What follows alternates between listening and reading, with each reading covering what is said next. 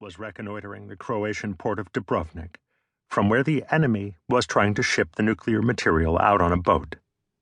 The AFO cell ran the sort of missions highlighted by this JRX: deep reconnaissance, often undercover, to prepare the way for possible direct action, kill or capture missions by larger forces. To conduct these missions, the cell could pull operators from any unit that fell under JSOC. In Jackal Cave, the AFO undercover work was largely the responsibility of the Operational Support Troop, or OST, which had pioneered this concept in JSOC. The OST operator's role was to find the targeted individuals, allowing a larger but still low-visibility force to arrive in civilian vans wielding suppressed weapons and capture or kill them. The aim in such a raid was to get in and get out without drawing too much attention so as to be able to provide plausible deniability to the local government, said a Delta source. "We're tracking terrorists," said a JSOC staff officer. "It was really a big tracking exercise, and then we'd bring an assault element in to take the target down." That assault element was Delta's A Squadron, one of the unit's 3 ground squadrons.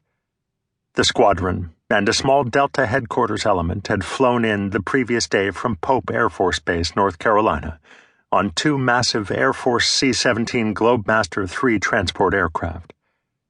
The planes were still on the tarmac at Tassar, where JSOC had placed its Joint Operations Center, or JOC. JSOC's permanent headquarters was at Pope, adjacent to Delta's home post of Fort Bragg. Other exercise participants took different routes to Hungary. The JOC personnel flew over in their own aircraft, 2 C-141 Starlifters, referred to as J-1 and J-2, or collectively as the J-Alert birds, while the OST operators at the heart of this low-vis exercise had taken commercial flights and used cover identities and false passports to infiltrate Europe. Some had also moved into position using the Air Force's Covered Air Unit. That unit, known within JSOC as Task Force Silver, operated a variety of civilian airframes, from small propeller-driven planes to Boeing 727s, always hiding the military nature of its missions. By the afternoon of September 11th, the exercise had barely begun. Like most JRXs, it was designed to meet the training needs of as many JSOC elements as possible. This necessarily required an elaborate scenario with many moving parts. When the first plane hit the World Trade Center, another C-17 had just touched down at Tassar, bearing 4 Little Bird helicopters belonging to the 160th Special Operations Aviation Regiment, an Army unit established, like JSOC, in the wake of Eagle Claw. 2 of the regiment's MH-47E Chinooks had already arrived on a hulking Air Force C-5 Galaxy transport, which, at 75 meters, was almost 50% longer than even the C-17. The plane with the Little Birds taxied to a remote part of the airfield so those on board could follow Daly's order to not offload the tiny attack and assault helicopters, there to support the Delta mission anywhere they could be seen by non-JSOC personnel.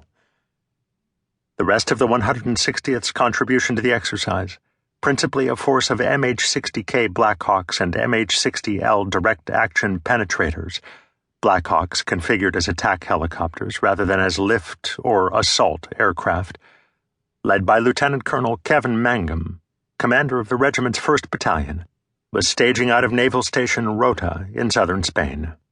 From Rota, the 160th crews were to fly Team 6 to assault a ship in the Mediterranean.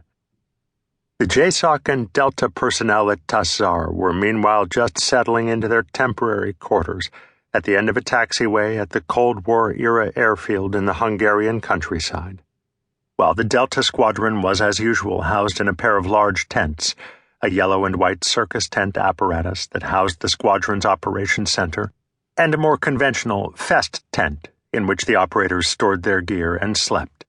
The headquarters elements took over an old Russian building that was an improvement over the tents JSOC usually used. Each unit and each JSOC staff section was assigned an office to use as an operations center or liaison cell.